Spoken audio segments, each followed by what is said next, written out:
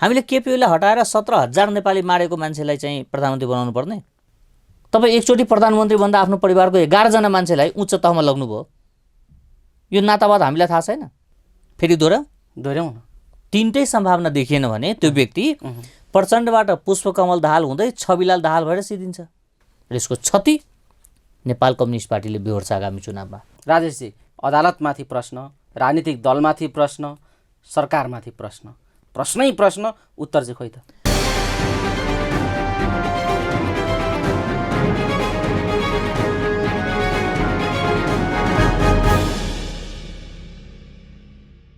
तपाईको सरकार, हाम्रो सरकार अनि समग्र राष्ट्रको सरकार कार्यक्रम साझा सरोकारमा यहाँहरूलाई हार्दिक स्वागत छ।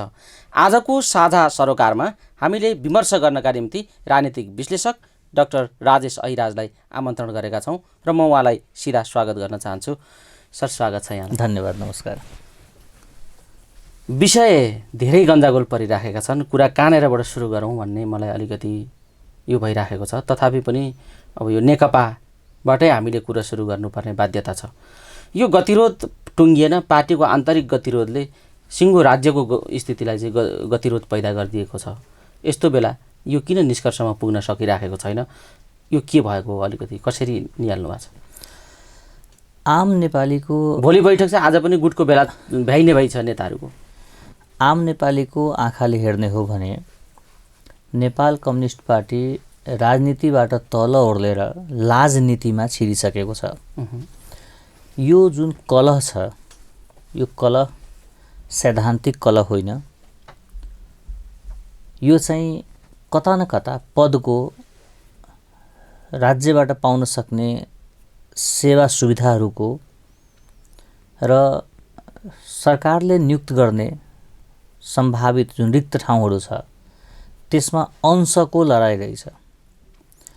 यो समग्रमा भन्नुहुन्छ भने यो जनमतको अपमान हो। आम नेपालीले नेपाल कम्युनिस्ट पार्टीलाई जुन तहको जनमत दिएको थियो, जुन तहको विश्वास दिएको थियो, नेपाल कम्युनिस्ट पार्टीका रहेका अरू अंशियारहरूले आफ्नो पार्टीलाई बलियो बनाउने, सरकारलाई बलियो बनाउँदै जाने, जनपक्षीय काम गर्ने र आम समस्याहरू जुन नेपालीमा अहिले देखिएको छ, कोरोनाको समस्या, बेरोजगारीको समस्या, व्यथितिको समस्या, राज्यका अङ्गहरूमाथिको अविश्वासको समस्या, यी कुराहरूको विरुद्धमा एक ढिक्का भएर लड्नुपर्ने ठाउँमा यिनीहरू आफ्नो घर खनेर वन पुर्ने काममा लागे। अर्थात् आफ्नै सरकारको विरुद्धमा खनिने, आफ्नै कार्यकर्ताको मनोबल घटाउने, पार्टी फुटाउने र आफ्नै सरकारमा रहेका मन्त्रीहरूको राजीनामा माग्ने, यो तहमा जुन नेताहरू ओर्लेका छन्, त्यही नेताहरू कुनै कालखण्डमा जब प्रधानमन्त्री थिए उनले यति पनि काम गर्न सकेका थिएनन्। जो व्यक्ति आफू प्रधानमन्त्री हुँदा नक्साको विषयमा चुँ बोलेन, आज ती व्यक्तिहरू त्यही विषयलाई लिएर विग्रहमा छन्। जो व्यक्ति आफू प्रधानमन्त्री हुँदा पार्टीको साख बनाउन सकेका थिएन, आज ती व्यक्तिहरूले केपी ओलीले पार्टीको साख गिरायो भनेर भन्दैछन्। समग्रमा हेर्ने हो भने नेताहरूको जुन स्तरको विवाद छताछुल्लो भएर बाहिर आएको छ, यसले के देखिन्छ भने यी नेताहरू स्वचालित छैनन्। यिनीहरू यो मुलुकमा सरकार अस्थायी होस्, जनपक्षीय काम गरोस्, जनमतको सम्मान होस् भन्नेतर्फ नगएर मै हुनुपर्छ, मेरै मान्छे हुनुपर्छ, मैले गोजीबाट निकालेकै मान्छेहरूले नियुक्ति पाउनुपर्छ, यो सरकार चाहिँ मेरो इसारामा हिँड्नुपर्छ, यो विधि र व्यवस्था भन्दा पनि भागभण्डामा हिँड्नुपर्छ भन्ने खालको सन्देश दिनुभयो। यसले चाहिँ समग्रतामा यी अंशियारहरूको हैसियत के बन्यो त्यो त पछि थाहा होला, तर तत्काल चाहिँ औकात सिद्ध्यो। आम नागरिकको नजरमा यिनीहरूले आफ्नो औकात सिद्ध्याए। राजेशजी, यसरी समीक्षा गर्दै गर्दा नि हिजो केही गर्न नसक्नेहरूले आज गरिरहेका प्रधानमन्त्री आज गरिरहेको काममाथि चाहिँ ह्याम्पर गरे, यिनीहरू चाहिँ स्वचालित होइनन्, परिचालित हुन्, त्यो हिसाबले यस्तो भए भनेर तपाईँले भन्दै गर्दा प्रधानमन्त्रीजीले पनि जसरी आफ्नो लाई सत्ताबाट गलत्याउनका निम्ति यस्ता यस्ता षड्यन्त्र भयो भनेर सार्वजनिक अभिव्यक्ति दिनुभयो, त्यही पेरिफेरीमा तपाईँले पनि यहाँ त्यस्तै खालको धन्दा चलिरहेको छ भन्ने सङ्केत गर्दै गर्दा के अहिलेको सरकारले चाहिँ राम्रै काम गरेको छ, रचनात्मक काम गरेको छ, त्यसरी परिभाषित गर्न मिल्छ त अहिलेको स्थितिलाई हेर्दा? प्रधानमन्त्रीको राजीनामा कसले माग्यो? राप्रपाले मागे हो? होइन नि। जनता समाजवादी पार्टीले मागेको हो? होइन नि। नेपाली मागिरहेको भनेर प्रधानमन्त्रीजीले भन्नुभयो। भारतले गलत्याएर निकाल्न खोज्यो, त्यसका लागि नेता प्रयोग भए आफ्नै पार्टीभित्र। प्रचण्डजीले त भारतले होइन मैले मागेको भन्नुभयो नि। नेपाल कम्युनिस्ट पार्टीको सरकारको विरुद्धमा अहिले को लागेको छ भन्दाखेरि नेपाल कम्युनिस्ट पार्टी नै लागेको छ। बाहिर देख्दा, भित्र देख्दा पनि प्रधानमन्त्रीका विरुद्धमा लबिङ कसले गर्दैछ? काङ्ग्रेसका साथीले गरे हो? होइन नि। जनता समाजवादी पार्टीले गर्दा होइन, पार्टीभित्रकै साथीहरूले गरिराख्नु भएको छ। तर जसले यो कुराको विरोध गर्दै हुनुहुन्छ उहाँहरूको सैद्धान्तिक पक्ष के भन्दाखेरि केही पनि देखिँदैन। प्रचण्डजीले, माधव नेपालजीले एउटा श्वेतपत्र जारी गरेर कि नेपाल कम्युनिस्ट पार्टीकै सरकारले जनताको पक्षमा यो काम गरेन, त्यसले गर्दा यो काम गरिनु पर्यो भनेर कुरा गर्नुपर्ने थियो नि।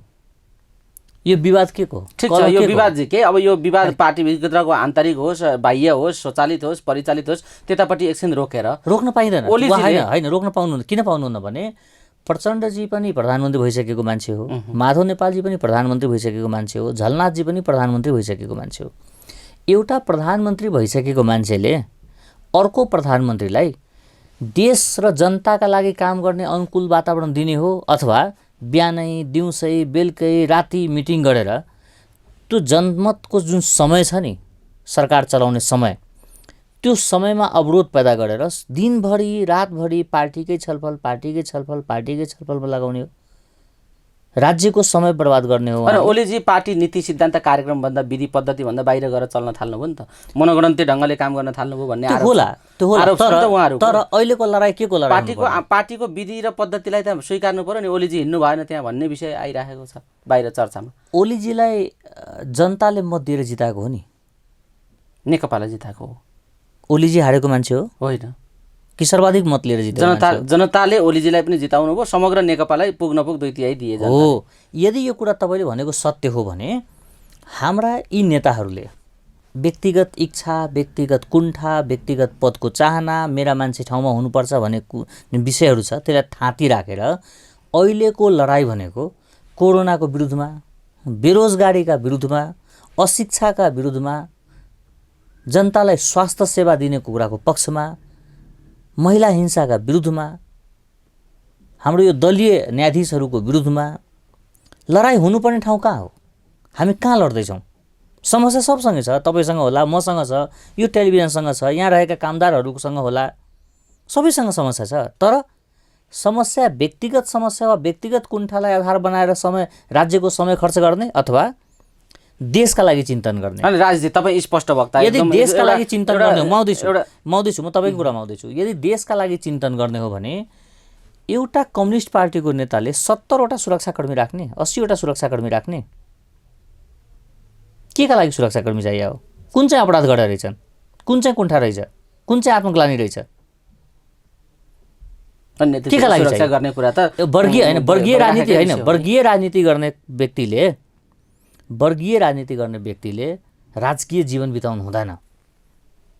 जसले कम्युनिस्टको चरित्र मेन्टेन गर्छ त्यो व्यक्ति भनेको नेपालमा रहेका सबैभन्दा विपन्न व्यक्तिभन्दा पनि पछाडि हुनुपर्ने हो। 5 लाखको कोट, 10 लाखको घडी, 5 लाखको पलङ, 50 लाखको कार, 90वटा सुरक्षाकर्मी, के को सङ्केत हो? एउटा राजा पठाएर हामीले 10वटा राजा जन्माएको हो?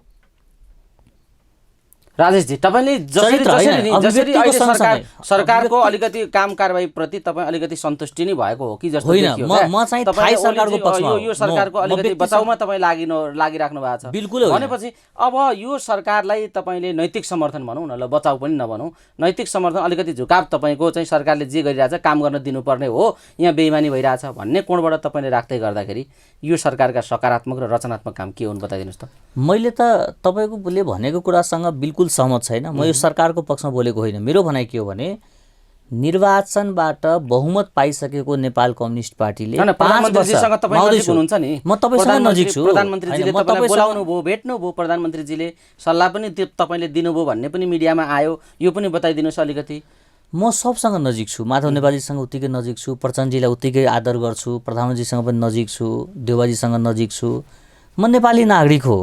मलाई जसले बोलाउँछ जाने हो। तपाईँले बोलाउनु भयो, तपाईँको स्टुडियोमा प्रधानमन्त्रीसँग के कुरा भयो तपाईँको? अलिकति राखिदिनुहोस् त आम जनतालाई। त्यो त सामूहिकै थियो नि। 25 जना विज्ञहरूले त्यो कार्यक्रममा के भनेको थियो भने तर सबै तपाईँ जस्तो सत्य बोल्दैनन् नि त। पार्टीभित्रको कलहलाई अहिले छोड्नुहोस्, अहिले देश जोगाउनुहोस्, अहिले गरिबीका विरुद्धमा लाग्नुहोस्, अहिलेका सरकार, अहिलेका मन्त्रालय, अहिलेका बजेट, अहिलेका समयलाई आम नागरिकको पक्षमा खर्च गर्नुहोस्, यो पार्टीभित्रको मथिङ्गलमा खर्च नगर्नुहोस् है भनेर अधिकांश मान्छेले भनेर आयो। मैले त यतिसम्म भने कि कमसेकम 6 महिनाका लागि सबै खालका कर मुक्त गरिदिनुहोस् नेपालीहरूलाई। चाहे त्यो घर भाडा कर होस्, चाहे त्यो व्यवसायको कर होस्, चाहे त्यो ब्याङ्कको ब्याज होस्, 6 महिना जनतालाई मुक्त दिनुहोस् र हरेक नागरिकलाई कमसेकम 1 लाखको कोभिड बिमा गराइदिनुहोस्। कमसेकम 1 लाखको राज्यले गर्न सक्छ। राष्ट्रिय बिमा संस्थान छ, सक्छ राज्यले गर्न। मैले 7 वटा सुझाव दिएको थिएँ र सबै पारदर्शी गरेँ। राजेशजी यो सुझाव दिनुभयो, बडा मैले रचनात्मक यतिसम्म सुझाव होइन, दिनुभयो।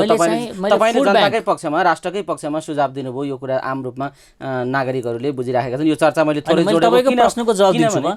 मैले चाहिँ के छ भने म चाहिँ सरकार 5 वर्ष चल्नुपर्छ भन्ने मनस्थितिको मान्छे। आम जनताको भावना पनि त्यही हो, त्यति हो। स्थायी सरकारका लागि जनताले भोट दिएका हुन् भन्ने कुरा केपीओले हट्नुपर्छ हट्नु पर्दैन भन्ने कुरा नेपाल कम्युनिस्ट पार्टीका आन्तरिक कुरा होला। तर केपीओले हटेपछि जुन अनुहार आउँदैछ नि त्यो त झन् खतम रहेछ।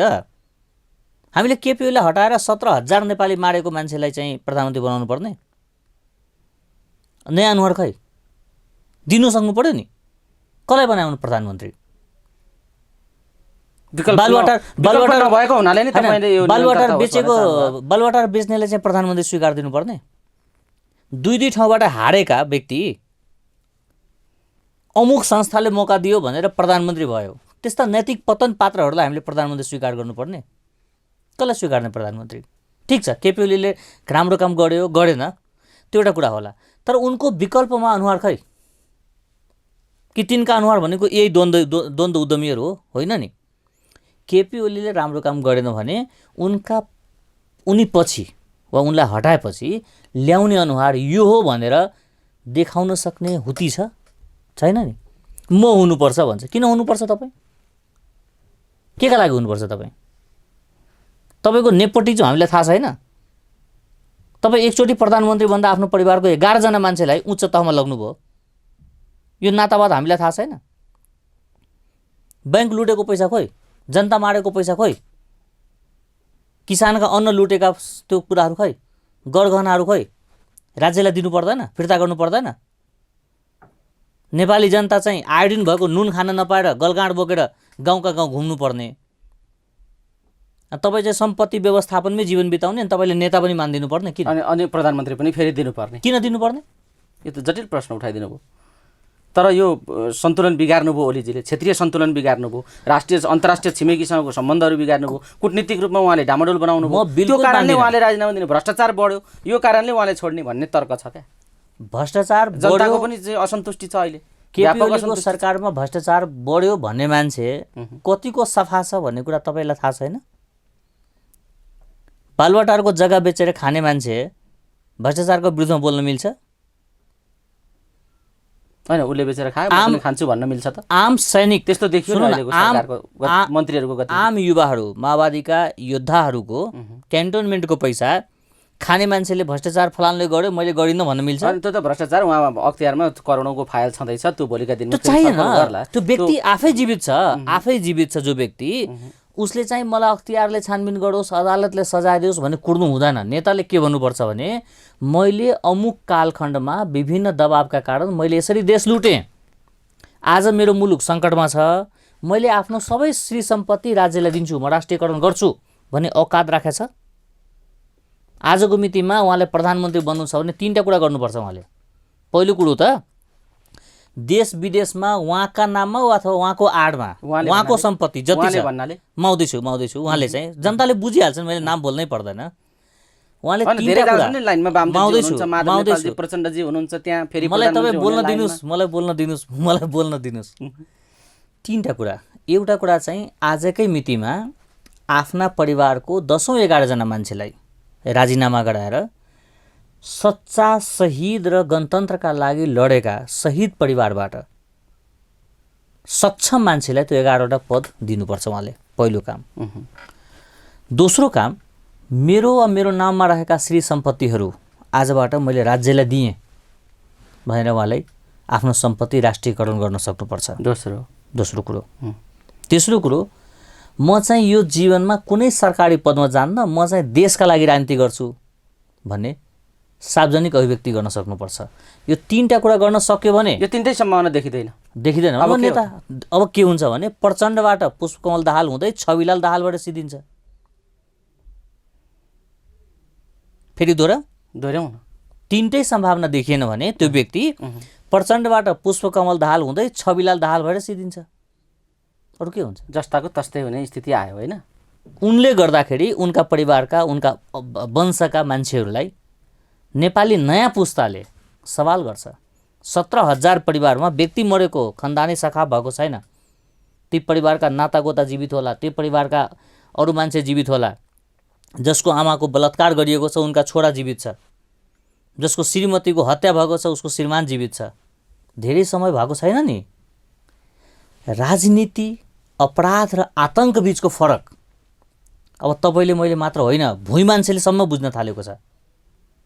त्यही भएर जनता मार्नेहरू, देशी विदेशी चलखेलमा यी हत्कण्डाहरू भएछन् भन्ने त जनताले बुझे, अपराध गर्न पाइदैन, बुझे होइन। आन्दोलन यो कुरा बुझे, ठीक छ, तपाईले उठाएको विषय आन्दोलन र अपराध बिल्कुल फरक हो।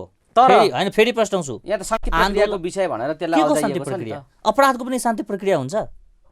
त्यही भनेर टुङ्ग्याएको होइन यो विषय। अहिले अर्काको छोरीलाई चाहिँ सत्यनिर्भर तथा मेलमिलाप आयोगले काम गर्न सकेन, अलिकति टुङ्ग्याउन बाँकी छ, अब त्यसपछि टुङ्गिन्छ। के भनिरहेछ त यहाँ? टुङ्गिनु पर्ने चाहिँ के? अपराध टुङ्गिनु पर्ने, बलात्कार टुङ्गिनु पर्ने, हत्या टुङ्गिनु पर्ने, एउटा मास्टरको हात बाँधेर घाँटी रेटेको कुरा चाहिँ टुङ्गिनु पर्ने भनेपछि द्वन्द्वको स्थिति कायमै छ। अपराधको सजाय हुन्छ, माफी हुँदैन। जुन दिन नेपालको न्यायपालिका सक्षम हुन्छ त्यो दिन न्यायपालिकाले सजाय दिन्छ।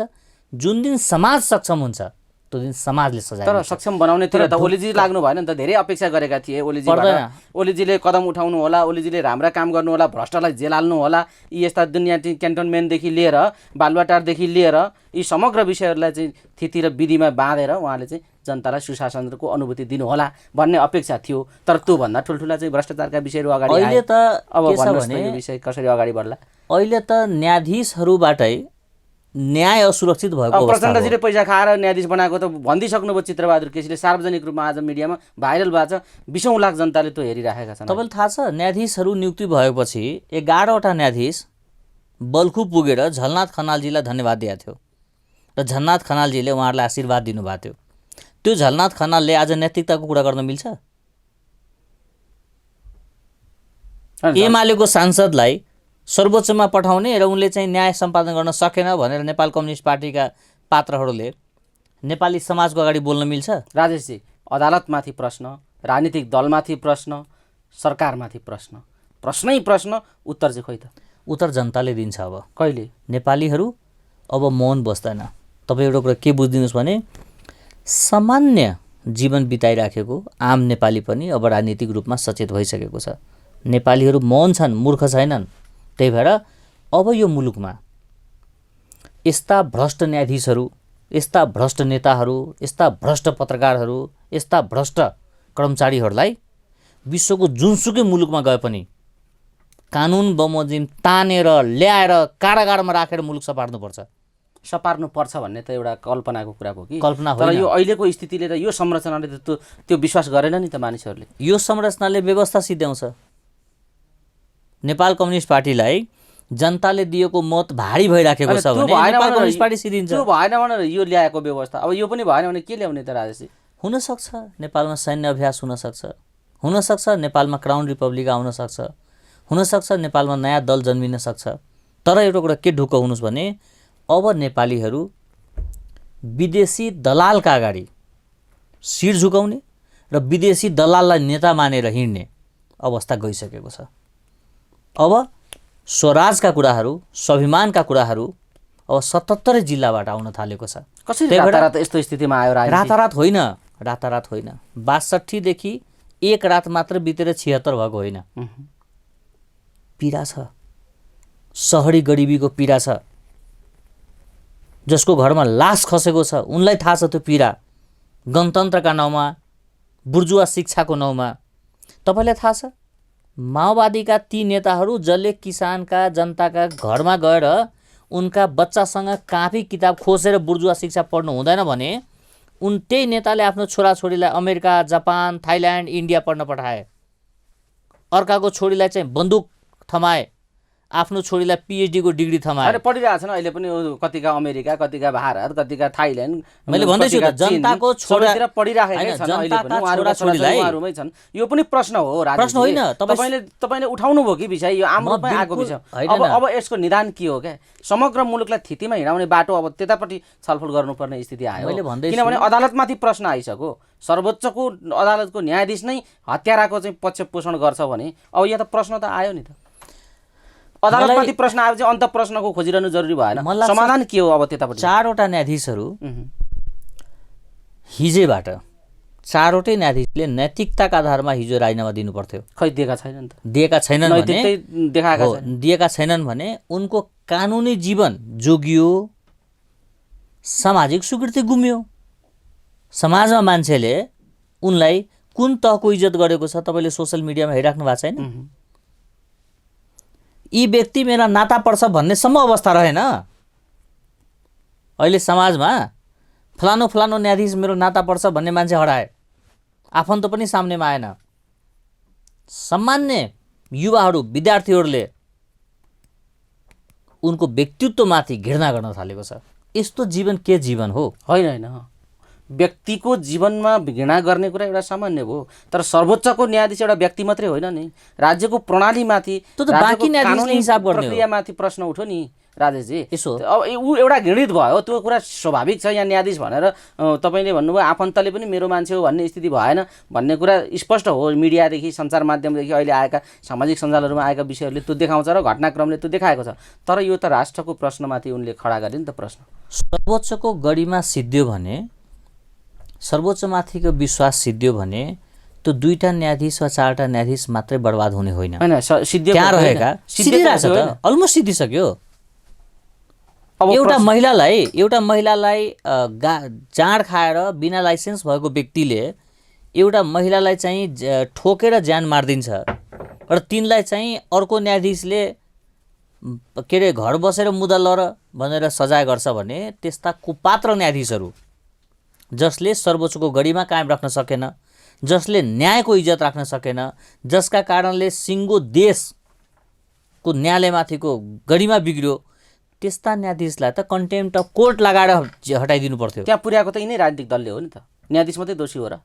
तर यिनै न्यायाधीश, केपी ओली, यिनै शेरबहादुर, यिनै नेताहरू र यिनै पार्टीहरूले पुर्याएको हो भन्ने कुरा त छर्लङ्ग छ नि त। भागभण्डाका आधारमा न्यायाधीश नियुक्ति गरिएको हो भन्ने कुरा त छर्लङ्ग छ। अब न्यायाधीशलाई मात्रै प्रश्न उठाएर हुन्छ त? अब त्यो न्यायाधीशहरूलाई कारबाही गर्न सकेन भने तपाईले जसरी आज मलाई भन्दै हुनुहुन्छ कि यही नेताहरूले गरे हो, के त्यो नेताहरूमाथि प्रश्न उठेको छैन?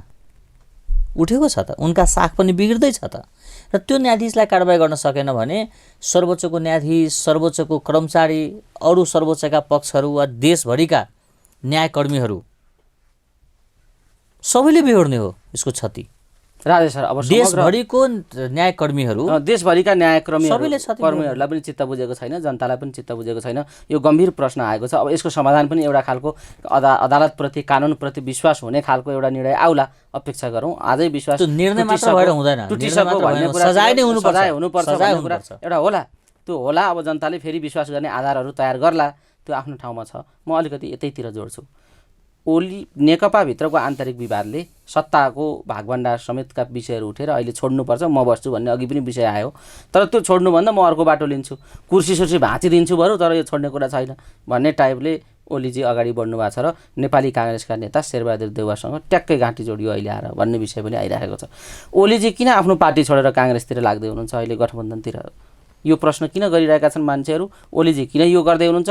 एकातिर राष्ट्रियताको लड्डु, अर्कातिर एमसिसीको लड्डु बोकेर ओलीजीले कहाँ पुग्न खोज्नु भएको हो? यो यात्रा कतातिरको हो? जाँदा जाँदै यो विषय तपाईँ मार्फत मैले सम्पूर्ण दर्शकलाई एउटा कुरा सम्झाउन चाहन्छु। केपी ओलीजीले लौ हामी सबैजना, हाम्रो पुस्ताको सबै नेता सामूहिक रूपबाट राजनीति छोडौँ भन्नुभएको थियो। तपाईँले सम्झना छ? सम्झना छ। उहाँले भन्नुभएको युवा पिँढीलाई छोडिदिनुपर्छ। अनि किन नदिएको होला माधव नेपालले, झलनाथजीले, प्रचण्डजीले युवा पुस्तालाई त्यो मौका किन नदिएको होला? त्यो बेला भएको छैन भन्ने लागेर होला। सधैँ उहाँहरूले नै अध्यक्ष हुनुपर्ने, सधैँ उहाँले नै राजनीति गर्नुपर्ने, बाँकी त्यो पार्टीमा लागेका मान्छेको झुनझुना बजाउनलाई पार्टीमा लागेछ? मौकै नदिकन सक्षम छ या छैन भन्न मिल्छ? यो विशुद्ध आर्थिक समूह हो, यो गुट पनि होइन। खर्चका लागि मैले गोजीबाट नाम निकालेका मान्छेलाई राजदूत बनाइदिनु पर्ने, मैले गोजीबाट नाम निकालेको मान्छेलाई अख्तियारमा राखिदिनु पर्ने, मैले गोजीबाट नाम निकालेको मान्छेलाई भिसी बनाइदिनु पर्ने, यो विशुद्ध पदीय राजनीति हो। तपाईँ प्रश्न हुनुहोस्, यसमा कहीँ सैद्धान्तिक कुरा छैन, कहीँ देश छैन, कहीँ जनता छैन, कहीँ सुशासन छैन। यो नेकपाभित्रको किचलोमा कहीँ पनि देश र जनता छैन। यो विशुद्ध रूपमा स्वार्थ समूहहरूको, आर्थिक समूहहरूको आन्तरिक झन्झट हो। यहाँ पद छ, प्रतिष्ठा छैन, यहाँ पैसा छ, इज्जत छैन। र उहाँहरूले सामूहिक रूपबाट म ओलीजीलाई पनि भन्छु, ओलीजी सहितको टोलीले सामूहिक रूपबाट जनमतको अपमान गर्दै हुनुहुन्छ र यसको क्षति नेपाल कम्युनिस्ट पार्टीले बेहोर्छ आगामी चुनावमा। यो एउटा विषय हो। ओलीजी र अहिले काङ्ग्रेसको तालमेलको सम्भावना कस्तो हो त? यो यतातिर लागेको हो राजनीति? काङ्ग्रेससँग नेकपा फुट्ने दिशातिर लागेको हो? काङ्ग्रेससँग त प्रचण्डजी पनि उत्तिकै उठोस गर्दै हुनुहुन्छ। गर्नुभएको पनि हो, विगत पनि हो उहाँको। किनभने मेयर बनाउँदा हिजो विभिन्न तरिकाले शेरबहादुरजीसँग जोडिएका घटनाक्रमहरू छन्, तर अहिले पुग्न दुई तिहाईको स्थितिमा यो हुनु चाहिँ अनौठो भयो भन्ने स्थिति आयो नि त अहिले। हो, स्थिति छ। नेपाल कम्युनिस्ट पार्टी फुट्छ जस्तो मलाई लाग्दैन। उहाँहरूको जुन आन्तरिक स्वार्थ छ त्यो व्यवस्थापन भयो भने आजका आजै मित्रतामा परिणत हुन्छ। त्यो व्यवस्थापन के हो? यही किनभने यो सैद्धान्तिक झगडा होइन, भागभण्डै हो, कुरा प्रष्ट हुनुहोस्। अर्थतन्त्र मिलिजुली हाम गरौँ भन्ने कुरै हो भन्ने विषय हो। तपाईँ त्यसका पछाडि एउटा अरू कुरा पनि छ। के छ? मैले यसअघि लुटेका कुराहरूमा सवाल नउठाइदेऊ, जेल नहाल्देऊ, ममाथिको मुद्दा नचलाइदेऊ, मेरो छानबिनहरू जहाँ छ ती रोकिदेऊ, मेरो मान्छेहरू जसले अकुत सम्पत्ति कमाएको छ त्यसलाई सम्पत्ति शुद्धिकरणतिर नतान्देऊ, मैले जसलाई पैसा राख्न दिएको छु त्यतातिर करका मान्छेहरूको ध्यान नपुर्याइदेऊ। म सुरक्षित रहूँ, मेरो परिवार सुरक्षित रहोस्, मेरो सम्पत्ति सुरक्षित रहोस्, म जेल जानु नपरोस्, मैले भनेका मान्छेलाई राजनीति नियुक्ति देऊ, योभन्दा 1 इन्च बढी छैन। राजेशजी, यी समग्र समस्याहरूको विकल्प के हो? जाँदा जाँदै आम दर्शक श्रोतालाई के भन्न चाहनुहुन्छ? नेताहरू सामूहिक रूपमै सप्रिएन भने सामूहिक रूपमै सिद्धिन्छ। यो मुलुकमा सैन्य अभ्यास हुन सक्छ, यो मुलुक गृहयुद्धमा जान सक्छ र गृहयुद्धमा जानुभन्दा अगाडि एक चरण नेपालका नेताहरू भौतिक रूपमै असुरक्षित हुन्छन्। त्यो जनतालाई बेलैमा तपाईँ जानकारी दिन चाहनुहुन्छ? म सङ्केत हेर्दैछु। ठ्याक्कै जनतालाई चाहिँ के भन्नुहुन्छ त? स्थिति त त्यो आयो, जनतालाई के भन्नुपर्ने? जनता त त्राहिमाम स्थितिमा छ। बाँच्न पाइराखेको छैन, राम्ररी खान पाएको छैन, न शिक्षा छ, न स्वास्थ्य छ, न पूर्ण रोजगारी छ। रोजगारी छ तर तलबले काठमाडौँमा टिक्न सकिँदैन, अपूर्ण रोजगारीमा बाँचिराखेको छ। त्यो जनतासँग हामीले के भनिदिनु पर्ने? बेइमान नेताले जनतालाई गुलाम बनाउँछ। त्यो गुलामीबाट मुक्त हुनु पर्यो, त्यो बाटोमा जनता जानु पर्यो भन्ने कुरा हो। हामीसँग जम्मा अब एउटै विकल्प छ। तपाईँ अझ निर्मम सुन्नुहुन्छ भने तपाईँको मार्फत भन्छु, राखिदिनुहोस्। त्यो हामी नेपालीसँग जम्मा कठोर कुरा नै विकल्प छ। राखिदिनुहोस्। हामीले कि त देश जोगाउनु पाउँछौँ कि त नेता जोगाउनु पाउँछौँ। नेता जोगायौँ भने देश गृहयुद्धमा छिर्छ, देश जोगायो भने नेता थुन्नै पर्छ, अरू विकल्प छैन। देश सबैभन्दा ठुलो कुरा हुनुपर्छ। आदरणीय दर्शक श्रोता, आज हामीले पछिल्लो राजनीतिक घटनाक्रममाथि केन्द्रित रहेर कुराकानी गरेका छौँ। यो कुराकानीमा हामीले धेरै विषयहरू उद्घाटित गरेका छौँ। पछिल्लो समय नेकपाको आन्तरिक गतिरोध के हो, समग्र राष्ट्रको प्रणाली र जीवन कतातिर गइरहेको छ, सरकार आज के काम गरिरहेको छ, सरकारका काम कारबाहीहरू कसरी अगाडि बढिरहेका छन् र यो समग्र राजनीतिको किचलो के कारणले भइरहेको छ र आगामी दिन यो राष्ट्रको र समग्र राजनीतिको भविष्य कस्तो छ र आम नागरिकले कस्तो भूमिका निर्वाह गर्नु जरुरी देखिएको छ भन्ने विषयमा केन्द्रित रहेर आज हामीले गम्भीर विषयहरूमा छलफल गरेका छौँ। विषयलाई उद्घाटित गर्ने दायित्व हाम्रो, धारणा बनाउने जिम्मा तपाईँ दर्शक श्रोताहरूलाई सुम्पदै राजेश सर साझा सरोकारमा यहाँले अमूल्य समय दिनुभयो। यो समय र यो महत्त्वपूर्ण पेचिलो सटिक विचारका लागि यहाँलाई धेरै धेरै धन्यवाद दिन चाहन्छु। धन्यवाद यहाँलाई पनि। नमस्कार।